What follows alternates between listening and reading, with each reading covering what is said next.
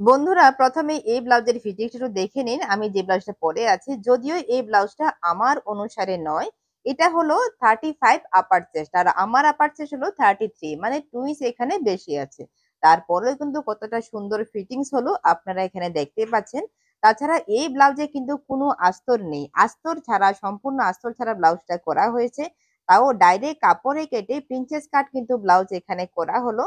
আর সামনে যেমন ফিটিংসটা হলো, পেছনে কিন্তু খুব সুন্দর ফিটিংসটা হয়েছে। 2 ইঞ্চ বেশি হওয়া সত্ত্বেও ফিটিংসটা কতটা সুন্দর হলো আপনারা সামনে এবং পেছনে দুদিকে দেখলে কিন্তু বুঝতে পারবেন।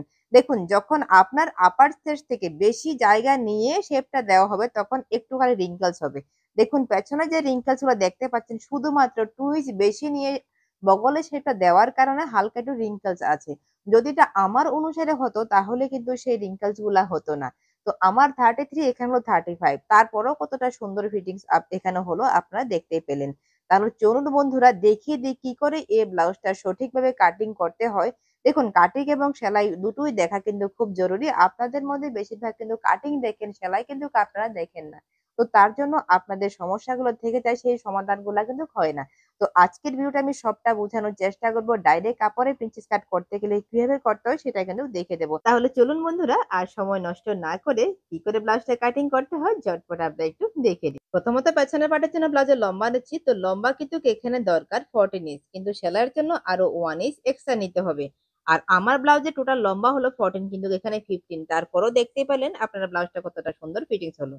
শোল্ডার কিন্তু এখানে দেখুন 5.5 নিলাম, কারণ পেছনে ডিপ নেক হলো, ততটা ডিপ নেক কিন্তু এখানে আমি করিনি। তো 5.5 কে বরাবর করে বগলটা 5.6 কিন্তু আমি এখানে নিয়ে নিলাম।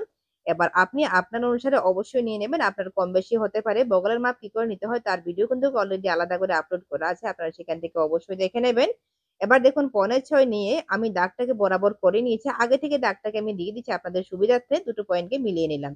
এরপর যতখানি আপার চেস্ট মানে 35 এর 4 ভাগের 1 ভাগ এখানে 5.9 চলে আসলো। তো আপনিও কিন্তু একইভাবে 5.9 এখানে বসিয়ে তার সাথে আরো 2 ইঞ্চ এক্সট্রা নিয়ে নেবেন। এবার দেখুন বগলের শেপের জন্য আমি কিন্তু এখানে 1 ইঞ্চ রেখে দিয়েছি। এই যে 1 ইঞ্চ আমি শেপটা দিলাম, এবার এই 1 ইঞ্চ বরাবর করে এই জায়গা থেকে শেপটাকে আমি নিচের দিকে ডাউন করে নেব। অনেকেরই বুঝতে অসুবিধে হয় বগলের শেপটা কি করে আমরা বুঝবো কতখানি আমাদের লাগবে, বা আরমহোলের মাপটা কি করে বুঝবো। আপনারা এইভাবে শেপটা দেওয়ার পর একবার চেক করে দেখবেন আপনার যতখানি দরকার ততখানি এখানে আছে কিনা, না তার থেকে বেশি আছে, তাহলে সেটা কি করে বুঝবেন। তার জন্য আপনাকে কি করতে হবে, দাগটা দেওয়ার পর মাপতে হবে। মাপার জন্য দেখুন শোল্ডারে যখন সেলাই হবে তখন হাফ ইঞ্চের মধ্যে এখানে মাইনাস হবে, এখানে দাগ দিলাম। আর হাতা লাগানোর পর এখান থেকে দেখুন এইভাবে আমাদের মাইনাস হবে। তো সেই অনুসারে এখান থেকে আমরা ফিতেটাকে ঘুরিয়ে চেক করে দেখবো বগলটা বরাবর আছে কিনা। তো এখানে দেখুন আমরা 8 পেলাম, মানে 16 কিন্তু এখানে বগল চলে আসছে। তো যদি আপনার বগল 16 হয় তাহলেও পারফেক্ট হবে, যদি তার থেকে একটু বেশি হয় তাহলে কিন্তু ঠিক হবে। যদি মনে করেন 16 থেকে সামান্য একটু কম আছে তাতেও কিন্তু আপনার এই বগলটা পারফেক্ট হবে, আপনার কোথাও কিন্তু কোনো সমস্যা হবে না, আপনি ইজিলি করে নিতে পারেন। যদি মনে করেন আপনার একটু বেশি হচ্ছে তাহলে হালকা একটুখানি উঠিয়ে দেবেন, যদি মনে করেন একটু কম হচ্ছে তাহলে একটুখানি নিচের দিকে নামিয়ে দেবেন, তাহলে হবে। এখানে আমি দেখুন 5.6 নিলাম, তো মানে আপনার কম হলে 5.6 থেকে একটুখানি বাড়িয়ে দেবেন তাহলে হবে। টোটাল যতখানি আপার চেস্ট হলো তার থেকে হাফ ইঞ্চ কমিয়ে আমি কিন্তু এখানে কোমরের জন্য নিয়েছি, তাহলে আপনি কিন্তু একইভাবে আমি যে মাপটা নিলাম সেই অনুসারে হাফ ইঞ্চ কমিয়ে নিয়ে নেবেন, আলাদা করে কোমরের মাপ নিতে হয় না। এবার গলার পাশ আমি এখানে 2 ইঞ্চ নিলাম, যেহেতু খুব বেশি ডিপ নেক নয় তার জন্য 2 ইঞ্চ নিলাম, আর নিচের দিকে দেখুন আমি 9 ইঞ্চ রাখলাম। এবার পেছনে আপনার যেভাবে ভালো লাগে সেই অনুসারে নিয়ে নেবেন, এখান থেকে 3.5 নিয়ে এবার আপনি শেপটাকে দিয়ে দিন। তো আমি এখানে নরমাল করে রাউন্ড নেক এখানে করে নিচ্ছি। যদি মনে করেন পেছনে আপনি যে কোনো ডিজাইন করবেন সেটাও কিন্তু আপনি আপনার পছন্দ অনুসারে করে নিতে পারেন। এবার দেখুন এই জায়গা থেকে আপনি অবশ্যই 1 সুতা বা 1.5 সুতা ডাউন করবেন, যেহেতু খুব ডিপ না তার জন্য 1 সুতা ডাউন করলে হবে, তা না হলে শোল্ডার পড়ে যাবে। আর এই জায়গা থেকে দেখুন আপনি চাইলে 5 ইঞ্চ বা 5.5 ইঞ্চ যে কোনো জায়গাতে আপনি টিকানোর জন্য রাখতে পারেন। আর উপরের দিকে কিন্তু অবশ্যই আপনি 6 ইঞ্চ উঠিয়ে নেবেন। এবার দেখুন দাগটাকে মিলিয়ে দিলাম, তো পেছনের পার্টের মেজারমেন্ট কিন্তু আমাদের এবার কমপ্লিট হয়ে গেল। আমরা পেছনের পার্ট কিন্তু কেটে নিচ্ছি। আরেকটা কথা বলতে চাই, অনেকেই আছেন যারা শর্টকাট কাজ শিখতে চান। তো আমি আপনাদেরকে বলবো কখনোই প্রফেশনাল কাজ করতে গেলে শর্টকাট খুঁজবেন না। তাহলে কি হয়? আপনার কাস্টমারে খুশি থাকবে না। তাছাড়া আপনি ভবিষ্যতে যদি কাউকে শেখাতে চান সেখানেও কিন্তু আপনার অসুবিধে হবে। তাই আপনারা শর্টকাট করতে যাবেন না। একটু সময় লাগলেও আপনারা কাজটাকে ভালো করে শিখার চেষ্টা করবেন। পেছনের পার্ট কাটার পর পেছনের পার্ট অনুসারে হাতার জন্য এখানে পাশের মাপ নেব। এই জায়গা থেকে এভাবে নেবেন। তো এখানে দেখুন আমি 8.5 পেলাম। যতখানি পেলাম তার থেকে 1 ইঞ্চ বেশি নেব। ডিপ নেকে কিন্তু সবসময় এভাবে নিতে হয়। তো দেখুন তাহলে আমি 1 ইঞ্চ বেশি নিয়ে এখানে হাতা কাটবো। তো হাতা কিন্তু এখানে কাটবো না, যেহেতু লম্বা হাতা, কাপড় একটু কম আছে, তার জন্য আগে আমি সামনের পার্ট কাটবো। আর এখান থেকে আমি হুক এবং হুকের ঘরের জন্য প্রথমত হাফ ইঞ্চ ছেড়ে দিচ্ছি, একদম সোজা করে দাগটা টেনে নেব, কারণ এখান থেকে আমাকে হুকের ঘরের জন্য লাগবে। তারপর আমি পেছনের পার্টটাকে দেখুন নিলাম, নেওয়ার পর পেছনের পার্টটাকে বরাবর এইভাবে রাখলাম। রাখার পর পেছনের পার্ট যেভাবে আছে আমি কিন্তু ঠিক সেই অনুসারে সব দিকে ঘুরিয়ে দাগটা কেটে নিচ্ছি। তো পেছনের পার্ট অনুসারে দাগটা কাটার পর এবার আমি সামনের জন্য সমস্ত কিছু করব। তো দেখুন এখানে আমার দাগটা কিন্তু দেওয়া হয়ে গেল। এবার এটাকে সরিয়ে নিচ্ছি। সরিয়ে নেওয়ার পর দাগগুলাকে প্রথমত ভালো করে মিলিয়ে নিচ্ছি, তা না হলে আপনাদেরকে বোঝাতে গেলে আমার অসুবিধা হবে। তো ভালো করে দাগগুলাকে আমি দেখুন এখানে মিলিয়ে নিলাম, নিচের দিক থেকে দাগটাকে বসিয়ে নিলাম। এবার দেখুন সামনের গলার ডিপটা আমি এখানে 6 নিচ্ছি। আপনি আপনার অনুসারে নেবেন, কিন্তু সামনের গলার পাশ আমি আড়াই নিলাম। সামনে একটু ছড়ানো দিলে দেখতে ভালো লাগে, তাছাড়া ফিটিংসটাও সামনের ভালো আসে বলে আমি আড়া নিয়ে এভাবে একটুখানি ছড়িয়ে দিলাম সামনের গলাটা, তাহলে দেখতে ভীষণ ভালো লাগবে। তো এরপর আমরা কি করব, প্রথমত নিচের দিক থেকে আমরা আরো 1 ইঞ্চ এক্সট্রা নেব। সবসময় আপনারা চিকেন দেওয়া হোক আর প্রিন্সেস হোক, আর এদিক থেকে আমি আড়াই ইঞ্চ নিলাম সাইড থেকে, আর উপর থেকে আমি হাফ ইঞ্চ এখানে নিয়ে এলাম। দুটো পয়েন্টকে দেখুন কোনাকুনি করে এইভাবে মিলিয়ে নিলাম। এবার দেখুন এখান থেকে বাস্ট পয়েন্ট নেব। তো এই সাইজের ক্ষেত্রে বাস্ট পয়েন্ট কারো 10 ইঞ্চ হয়, কারো 10 and হাফ ইঞ্চ হয়। তো যেহেতু এটা রিকোয়েস্টেড ভিডিও ছিল কিন্তু এখানে মেনশন করা হয়নি, উনার হাইট মেনশন করা হয়নি, তার জন্য এখানে একটু অসুবিধে হচ্ছে। যদি আপনার হাইট বেশি হয় তাহলে সেলাই মার্জিন নিয়ে আপনি 10.5 নেবেন। যদি আপনার হাইট কম হয় সেক্ষেত্রে আপনি সেলাই মার্জিন নিয়ে টোটাল আপনি 10 ইঞ্চ নেবেন। কারণ এই সাইজের ক্ষেত্রে কিন্তু সবার আলাদা আলাদা হয়ে থাকে, বেশিরভাগ ক্ষেত্রে কিন্তু 10 ইঞ্চ হয়ে থাকে। তো যদি আপনার হাইট বেশি হয় মনে রাখবেন আপনি 10.5 বাস্ট পয়েন্ট দেবেন, তা না হলে কিন্তু আপনার বাস্ট পয়েন্ট উপরের দিকে উঠে যাবে। তো আমি ফ্রি সাইজ করে দিচ্ছি, এখানে 10.5 করে দিচ্ছি, তাহলে যেকোনো কারোর পারফেক্ট হবে। এখান থেকে আমি বাস্ট পয়েন্ট এবার টিকেনের জন্য যে মাপটা সেটা কিভাবে এখানে নেব? দেখুন ফুল বাস্ট হলো 38, তার 10 ভাগের 1 ভাগ 4 ইঞ্চ থেকে প্রায় 1 সুতা কম নিয়ে নিন, তাহলে হবে। দাগটাকে নিচের দিকে বরাবর করে নিয়ে আসুন। এবার পয়েন্ট গুলাকে দেখুন আমি বরাবর মিলিয়ে দিলাম। এরপর এখান থেকে টিকেনটা কি করে দেবেন? যদি আপনার ফুল বাস্ট বেশি হয় তাহলে টিকেনটা বাড়িয়ে দেবেন, ফুল বাস্ট কম হলে কম দেবেন।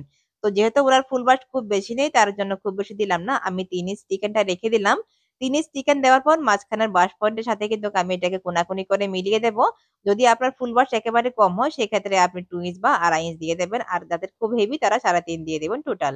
এবার এখান থেকে দেখুন আমি 1 and হাফ ইঞ্চ ছেড়ে দিয়ে এখানে আরেকটা টিকেন দেব, তাহলে ফিটিংসটা ভীষণ ভালো আসে। যখন একটু বিগ সাইজ হয় তখন কিন্তু এভাবে দিলে ভীষণ সুন্দর হয়। আর ব্লাউজের ফিটিংসটা তখন দুর্দান্ত পাবেন। তো এবার দেখুন এই জায়গা থেকে আমি 4.5 আবার নিচের দিকে নামিয়ে নিচ্ছি। এবার এই 4.5 কে বাঁশ পয়েন্টের দিকে আপনারা সোজা করে একদম প্রথমত নিয়ে আসবেন। এবার নিয়ে আসার পর দেখুন এটাকে মিলিয়ে দিলাম। এখান থেকে দেখুন আমাকে আরো একটা শেপ দিতে হবে। তো পরে 1 ইঞ্চ রেখে দিন তাহলেই হবে, বা চাইলে আপনি হাফ ইঞ্চ দিয়ে উপর থেকেও আবার হাফ ইঞ্চ দিয়ে সেভাবেও কিন্তু শেপটাকে করতে পারেন। যেভাবে খুশি করুন কোনো অসুবিধা নেই। শুধুমাত্র শেপটাকে আপনাকে ভালো করে দিতে হবে। এখান থেকে একটুখানি রাউন্ড মতো করে ঘুরিয়ে দেবো, একেবারে সোজা কিন্তু রাখবো না। এবার দেখুন এখানে দেওয়ার পর এই জায়গা থেকে আমাদের কোনো এক্সট্রা টিকেন লাগবে না। তার জন্য এক্সট্রা কাপড়টাকে দেখুন আমি এখান থেকে প্রথমত সোজা করে এটাকে কোনাকুনি করে আমি কেটে নেব। যেহেতু এখানে আমি সাইড থেকে কোনো টিকেন দেব না তার জন্য এটা আমার দরকার নেই। যেহেতু ডাইরেক্ট কাপড়ে কাটা হবে তার জন্য এই অংশের তুলনায় আমার পাশের অংশের লম্বা কম হবে। তাই এটাকে কি করতে হবে? আমাকে বগলের দিকে বাড়িয়ে তুলতে হবে। এই জায়গা থেকে উপরের দিকে বাড়িয়ে নেব। আপনি হাফ ইঞ্চ বাড়িয়ে দিন বা 1.5 বাড়িয়ে দিন, কোনো অসুবিধে নেই। এরপর বগলটাকে দেখুন এইভাবে নিচের দিকে নিয়ে আপনি মিলিয়ে দিন, তা না হলে কিন্তু আপনার এই অংশ ছোট হবে। কিন্তু আমাকে নিচের দিকেও একটুখানি বাড়িয়ে নিতে হবে, তা না হলে কিন্তু বরাবর হবে না। এখান থেকেও হাফ ইঞ্চ বা 1.5 ইঞ্চ বাড়িয়ে নিন। একটুখানি বেশি হলে ভালো, কিন্তু ছোট হলে সমস্যা হবে। আমাকে দুটো কাপড়ের লম্বা কিন্তু বরাবর এই জায়গা থেকে দরকার নেই, তবুও কিন্তু আমি একটু নিচ্ছি, পরে কেটে নেব। তো এটাকে দেখুন কোনাকুনি করে দিচ্ছি। আবারও বলছি সাইড থেকে আমার দরকার নেই, তবুও কিন্তু আমি বাড়তিটা নিয়ে নিলাম, পরে আমি কেটে নেব। তবে এই জায়গা থেকে শেপটাকে আরো একটুখানি সুন্দর করতে হবে। তার জন্য একটুখানি এইভাবে ঘুরিয়ে শেপটাকে আমি মিলিয়ে নিলাম, তাহলে পারফেক্ট কিন্তু আমাদের প্রিন্সেস কাটের শেপ এখানে চলে আসলো। তো এবার চলুন আমরা যেভাবে দাগগুলা দিলাম সেই অনুসারে কেটে নিচ্ছি। আবারও বলে দিই, যখন আপনি ডাইরেক্ট কাপড়ে প্রিন্সেস কাট করবেন তখন কিন্তু আপনাকে লক্ষ্য রাখতে হবে আপনাদের সাইডের পাড়ের লম্বা কিন্তু বেশি হতে হবে। অনেকে কি করেন একইভাবে কেটে নেন। তো উনারা সেলাই করার সময় যেই গুঁজামিটা দিয়ে থাকেন সেটা কিন্তু আপনারা লক্ষ্য করতে পারেন না বা আপনারা বুঝতেও পারেন না। উনারা কিভাবে সেটাকে মিলিয়ে ফেলেন। ওনারা টেনে টেনে সেটাকে কাপড়টাকে বরাবর করার চেষ্টা করেন, মেলানোর চেষ্টা করেন। ভিডিওতে সবটা কিন্তু ওনারা শো করেন না। তো আমি আপনাদের সেই ভুলভাল পদ্ধতি শেখাতে চাই না। যেটা সঠিক পদ্ধতি আমি সেভাবে আপনাদেরকে দেখানোর চেষ্টা করি যাতে করে আপনাদের কোনো কাপড় খারাপ না হয়। আমার ভিডিও দেখে যাতে আপনাদের কোনো কাপড় খারাপ না হয় সেটা কিন্তু আমি বরাবরই চেষ্টা করি। তো দেখুন তাহলে এই জায়গাতে আমার দরকার নেই আবারও বলে দিচ্ছি। শুধু এখানে আমার দরকার। কিন্তু তারপরও এখান থেকে বেশি নিলাম। কারণ যেই বাড়তিটা হলো সেটা আমি পরবর্তী সময় যখন ফিটিংস করব মানে দুটো পার্ট জয়েন করব তখন কিন্তু সেটা আমি কেটে নেব। কিন্তু প্রথমত বাড়তি নিলে ভালো। পরবর্তী সময়ে আমাদের কোনো সমস্যা হবে না। এখান থেকেও দেখুন শেপটাকে আমি বরাবর করে মিলিয়ে নিলাম। তাহলে আমার কিন্তু এখানে প্রিন্সেস কাট ব্লাউজটা কাটিং করা হয়ে গেল। যেভাবে কাটলাম যদি আপনি আস্তর লাগাতে চান আপনি একইভাবে আস্তরটা কেটে নেবেন তাহলেই হবে। তো আমি কিন্তু এখানে আস্তর লাগাবো না। তো সম্পূর্ণ ব্লাউজটা কাটিং কমপ্লিট। এবার হাতা কাটবো। তো হাতা দেখুন সেলাই মার্জিন নিয়ে আমি এখানে 11 নিলাম। প্রথমত 11 কে আমি এখানে বরাবর করে নিচ্ছি। দুটো পয়েন্টকে এখানে সোজা করে দাগটাকে মিলিয়ে দিলাম। এবার দেখুন এখানে কি করতে হবে আমার হাতের পাশের দরকার 9.5 কিন্তু আমার এখানে কাপড় নেই। আলাদা করে আমাকে সাইড থেকে জয়েন করতে হবে। তো তাহলে আমি দাগটাকে সোজা করে নিচের দিকে নিয়ে আসলাম। নতুনদের বলবো আমি আপনারা নিচের দিকে অবশ্যই পেপার রেখে দেবেন। এখান থেকে 4.5 ডাউন করলাম। ডাউন করার পর এটাকে কোনাকুনি করে দেখুন আমি এভাবে মিলিয়ে দিলাম। এবার কি করব সাইড থেকে আমি 2.5 ইঞ্চ আবার বাইরের দিকে নিয়ে আসবো। এই জায়গা থেকে আমি 2.5 ইঞ্চ দিলাম। দেওয়ার পর এখান থেকে শেপটাকে মিলিয়ে দিলাম। তো মুহুরির জন্য এখন কিছু করার দরকার নাই। তবু মনে করেন আপনি মুহুরির জন্য এখানে মাপ নিয়ে করবেন তাও কিন্তু আপনি করতে পারেন। তাহলে কি হবে একটুখানি আপনি নরমাল ভাবে শেপটাকে হালকা একটুখানি দিয়ে দিন তাহলে আপনাকে খুব বেশি কাপড় জয়েন করতে হবে না। তো দেখুন এই জায়গা থেকে একটুখানি কাপড় শুধু আমাকে জয়েন করতে হবে। তো এবার দেখুন হাতাটাও কিন্তু আমি এখানে কেটে নিলাম। হাতার যে এক্সট্রা কাপড় সেটাও কেটে নিলাম। আর সামনের বগলের জন্য কিন্তু আপনাকে অবশ্যই শেপ দিতে হবে। মনে রাখবেন সেলাই করার সময় কিন্তু হাতা জয়েন করার আগে সামনের জন্য অবশ্যই আপনারা শেপ দেবেন।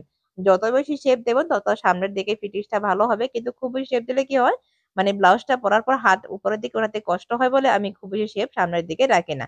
তো সম্পূর্ণ ব্লাউজটা কিন্তু আমার কাটিং করা কমপ্লিট হয়ে গেল। পরবর্তী ভিডিওতে আমি সেলাই দেখিয়ে দেব। যদি আপনাদের এখানে কোনো প্রশ্ন থেকে থাকে আপনারা অবশ্যই করবেন। আমি আবারও আপনাদেরকে সমাধান করার চেষ্টা করব। ভালো লাগলে লাইক কমেন্ট করতে ভুলবেন না। ভিডিও দেখার জন্য সবাইকে অসংখ্য ধন্যবাদ। সবাই ভালো থাকবেন, সুস্থ থাকবেন।